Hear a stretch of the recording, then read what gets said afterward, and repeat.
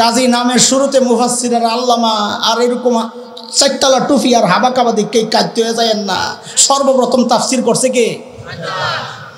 তাও কার সামনে? নবীর সামনে।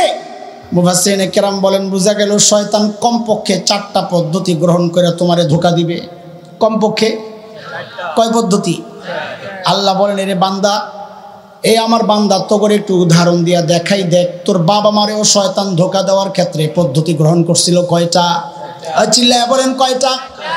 ঠিক 2 আয়াত পর সূরা আরাফ, ঠিক 2 আয়াত পর 20-21 নম্বর আয়াতে রব্বে করিম উদাহরণ দিয়ে আমাদেরকে কি সুন্দর করে বুঝাইয়া দিছেন। ওরে আমার ভাই, আল্লাহ কি সুন্দর করে বুঝাইয়া দিছেন। দেখ তোর বাবা মারে ধোঁকা দেওয়ার ক্ষেত্রেও শয়তান এক পদ্ধতি গ্রহণ করে নাই, কয়টা গ্রহণ করছে?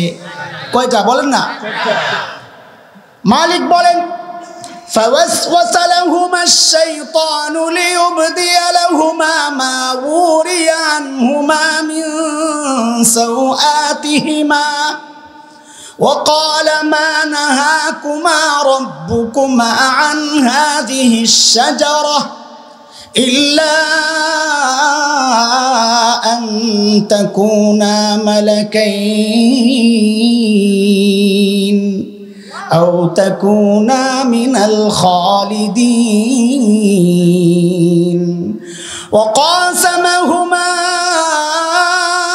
إني لكما لمن الناصحين।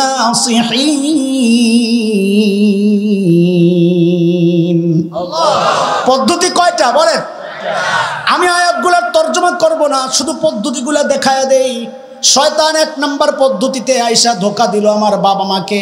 আয়েশা কি বলে? মা নাহাকুমা রব্বুকুমা আন হাযিহিস শাজারা, ফল কেন খান না? জিজ্ঞেস করে ফল কেন খান না? আল্লাহ মানা করছে। আরে খোদা আল্লাহর কথা করে বুঝেন নাই? মৌলবী ছোট্ট বাচ্চাদেরকে বলি হুজুর আপনারা বাইন করেন না, পোলা বাইন কোরআনের ভিতরে ঢুক, ভারে কি মজা। শব্দের একদম গোড়ার ভিতর থেকে তর্জমা বাইর করে কোরআন বুঝবা, মজা লাগবে। ফল কেন খান না? আল্লাহ নিষেধ করছেন। আল্লাহ কেন নিষেধ করছেন বুঝেন নাই আপনারা? তুমি কি বুঝছো? বলে মা নাহাকুমা রব্বুকুমা আন হাযিহিস শাজারা। আর শাজারা মারিফা, নির্দিষ্ট। আল্লাহ নির্দিষ্ট গাছের ফল খাইতে নিষেধ করছেন। আওয়াম বুঝেন এইবার? ধরেন এই লাইনে 10টা কাঁঠাল গাছ, আল্লাহ নিষেধ করছেন কাঁঠাল খাইবা না। শয়তান এসে জিজ্ঞেস করে কাঁঠাল কেন খান না? আল্লাহ নিষেধ করছেন। কাহারে খোদা, আল্লাহ 1 নম্বর গাছের কাঁঠাল খাইতে মানা করছে, আর শাজারা নির্দিষ্ট। আল্লাহ আরো 9টা যা আছে ওটি তো মানা করে নাই। কাজী কোরআনের তাফসীর, আল্লাহর বক্তব্যের ব্যাখ্যা সর্বপ্রথম কে দিছে? কথা বলে না? মুফাসসির হুজুরের নাম কি? বলেন আরে শর্মায়েন না। মুফাসসির হুজুরের নাম কি? কাজী নামের শুরুতে মুফাসসির আল্লামা আর এরকম 4তলা টুপি আর হাবাকাবা দিকে কাঁদতে হয়ে যায় না। সর্বপ্রথম তাফসির করছে কে? তাও কার সামনে? নবীর সামনে। হযরত আদম নবীর সামনে তাফসির করতেছে কে? নবীর সামনে আল্লাহর বক্তব্য বুঝাইতেছে কে? আপনি কি ভাবছেন এই ধারা শেষ হয়ে গেছে? এই ধারা শেষ হয় নাই। ওই শুরুতে শয়তান নবীর সামনে মালিকের বক্তব্যের ব্যাখ্যা দিয়েছে। আজকের দুনিয়ায় শয়তানের দোসররা নবীর ওয়ারিসদের সামনে শরীয়তের ব্যাখ্যা দেয়। কোরআনের কথা। শয়তান যখন দেখলো 1 নম্বর ধোঁকায় কাজ হয় নাই, শয়তানের সিস্টেম এটা, একটার পেছনে কখনো লেগে থাকে না, একটা ব্যর্থ আরেকটা দিয়ে শুরু করে। যেই দেখলো কোরআনের এই ব্যাখ্যার পেজ দিয়া শয়তান আদমকে ধোঁকা দিতে পারে নাই, দিয়া দিছে 2 নাম্বারটা কি? ইল্লা আন তাকুনা মালাকাইন।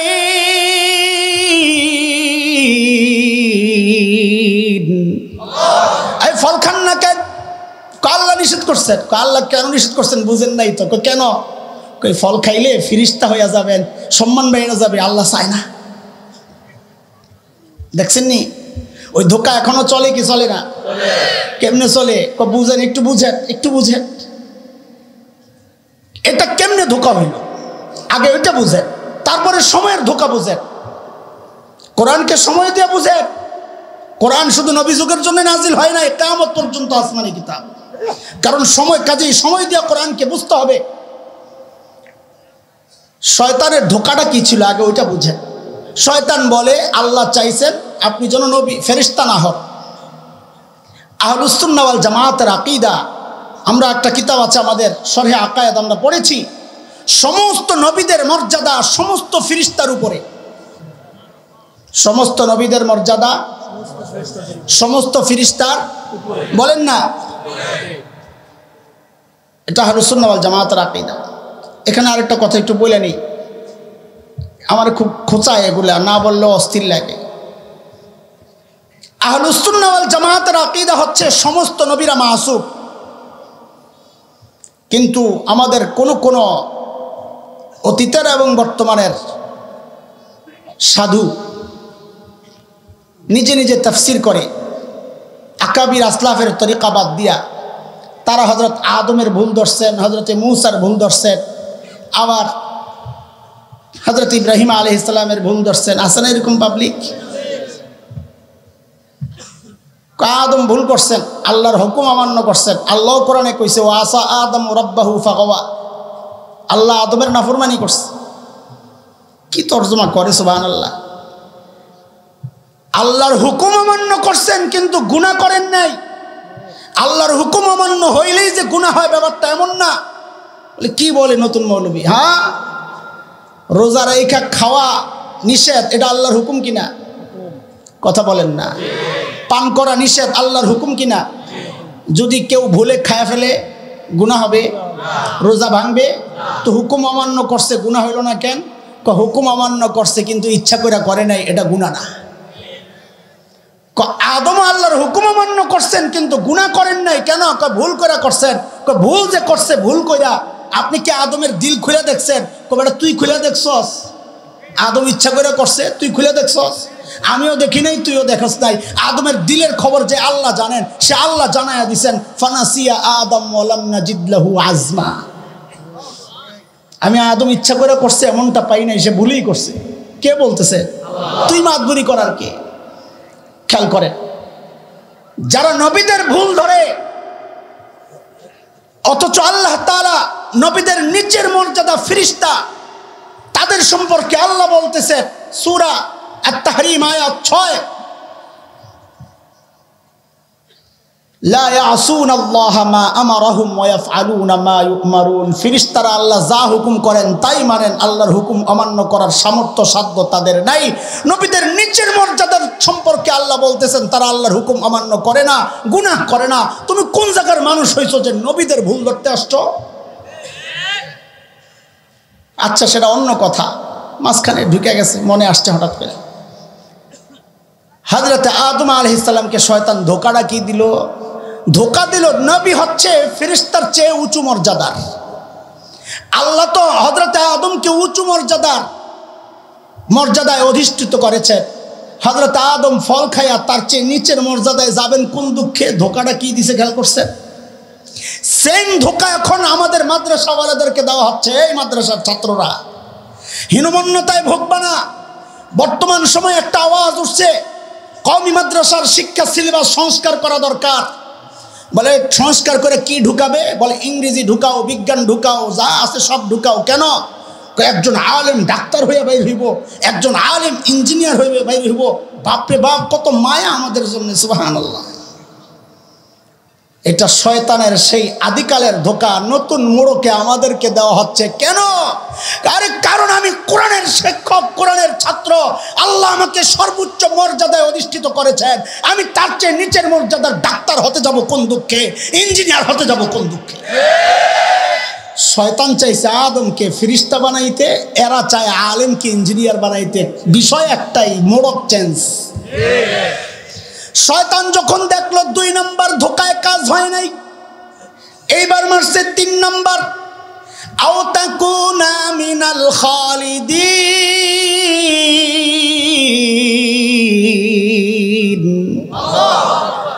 আহারে গোমরটা বইলা দেই আপনারে। বলে কি গোমর? কয় ফলটা খাইলে জান্নাতে স্থায়ীভাবে থাকার ব্যবস্থা হয়ে যাবে, খান। এখানে আবার কি ধোকা? এখানে আল্লাহর মর্জির খেলাফ বক্তব্য।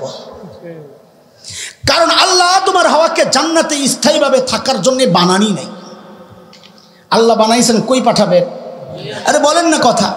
ওয়াইয ক্বালা রাব্বুকা লিল মালাইকা ইন্নী জাইলুন ফিল আরদি খলিফা। আমি প্রতিনিধি পাঠাবো কোথায়? কোথায়? হ্যাঁ, আপনাদের প্রশ্ন জাগতে পারে, যদি দুনিয়ায় পাঠায় তো মাঝখান দিয়ে এত ভেজাল লাগানোর জন্য আবার জান্নাতে পাঠাইছেন কি জানে? জান্নাতে পাঠানোর কারণে তো এত গন্ডগোল লেগে গেল না। কথা কয় না, ভেজাল লাগে, একটু ছুটাইয়া দিব হালকা। হ্যাঁ, আদম আলাইহিস সালাম আর মা হাওয়াকে দুনিয়ায় পাঠানোর জন্য বানানো সত্ত্বেও মাঝখানে আবার জান্নাতে আল্লাহ কি জন্য পাঠাইছেন শুনবেন একটু সংক্ষেপে। হায়, কোন দিকে যাব? একদিকে গেলে আরেক দিকে যাই। সূরা তাওবা আয়াত 111। আল্লাহ আমার আপনার কাছে জান্নাত বিক্রির প্রস্তাব করছেন। আল্লাহু আকবার। ইন্নাল্লাহা আশতারা মিনাল মুমিনিনা আনফুসাহুম ওয়া আমওয়ালাহুম বিআন্না লাহুমুল জান্নাহ। জান্নাত কিনতে কে কে রাজি? আল্লাহু আকবার, মাশাআল্লাহ, মারহাবা। আপনা মানাত মুতাতিনা আয়া নিবার আপনাদের একটু হেদায়া পড়াই, হেদায়া মাসালা। আমি তো কিতাবের মানুষ, আমি বক্তা না ভাই, এজন্য খালি কিতাবে ঢুকি। বেচা কেনার জন্য মোটা দাগের কিছু শর্ত আছে। এর মধ্যে একটা শর্ত হইল মালটা মকদুরুত তাসলিম, হস্তান্তরযোগ্য হইতে হয়। আকাশে একটা কাউয়া উড়ে যায়, আপনি হুজুর রে সহজ সরল পাই, আপনি হুজুর 100 টাকা দেন তো। হুজুর মনে করছে কর্জে আসে না, দিলেই তো সওয়াব, লগে লগে বের করে দিছে। হুজুর ওই যে কাউয়াটা উড়ে যায় আপনার কাছে, বেচে লাইলাম। হইব বেচা কিনা? কেন? ওই মাল হস্তান্তরযোগ্য না। বেচা কেনার জন্য হস্তান্তরযোগ্য হওয়া শর্ত। আরেকটা শর্ত হচ্ছে মাল দেখতে হয়। পানির নিচে মাছ বেচা যাবে না, ওই কুলের মধ্যে ফল বেচা যাবে না, বাতি হওয়ার পর তারপরে বেচতে হবে। কাঁচা থাকলেও বেচা যাবে না। কেন? এটা মাজহুল, এখনো এটা বাড়ে নাই, বাড়বে, পচে না বাসে, বোঝা যায় না, বলা যায় না। এই অস্পষ্ট জিনিস বেচা কিনা জায়েজ নাই। আপনি যে আমি জান্নাত কেনার জন্য হাত তুললেন, খুব খুশি খুশি, জান্নাত দেখছেননি আপনারা? না দেখেই কেনার জন্য রেডি। এই জন্যই তো নাস্তিক মোরতাদরা বলে, আমরা বলে অন্ধবিশ্বাসী, না দেখেই বিশ্বাস করছি। আমরা অন্ধবিশ্বাসী না বুঝাসি না? কই জান্নাত তো না দেখে কেনার জন্য রেডি হয়ে গেলেন। মগা রাখেন রাখেন, না বুঝ জানতাজি কথা কইেন না। আপনাদের এলাকায় মাইয়া করে বিয়ে দেওয়ার সময় শ্বশুর বাড়ি দেখার জন্য মাইয়া নিজে যায় না বাপ মা যায়? না, মাইয়া দুই রকমের, একটা হলো মা বাবার বাধ্য সন্তান, আরেকটা হলো অবাধ্য সন্তান। যদি বাধ্য সন্তান হয়, এর সামনে বিয়ের আলোচনা করলে দৌড়ে আরেক ঘরে যায় ভাবিরে পাড়ায় দিব, আব্বা আম্মারে কো হ্যাঁ যা মনে চায় তাই করতে, আমি এগুলো শুনতে রাজি না। আর মাইয়া যদি হয় শাহবাগের স্লোগান কন্যা, ওই বেডি করবে আমার পরীক্ষা করে দেখতেই। কথা কয় না? আমি জিজ্ঞেস করি, আপনারা মা বাবার বাধ্য সন্তান না অবাধ্য সন্তান? বাধ্য সন্তান।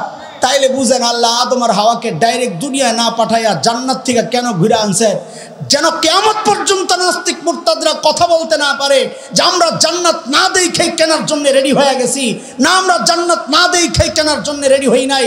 আমরা মা বাবার বাধ্য সন্তান। আমাদের বাবা আদম জান্নাত দেখছেন, আমাদের মা হাওয়া জান্নাত দেখছেন, আমাদের দেখার দরকার নেই।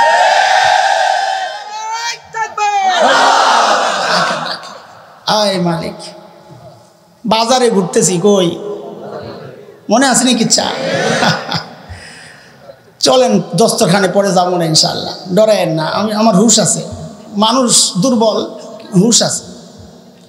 শয়তান যখন দেখলো 3 নম্বর ধোকায় কাজ হয় নাই, ধোকা কয়টা দিব কইছিল?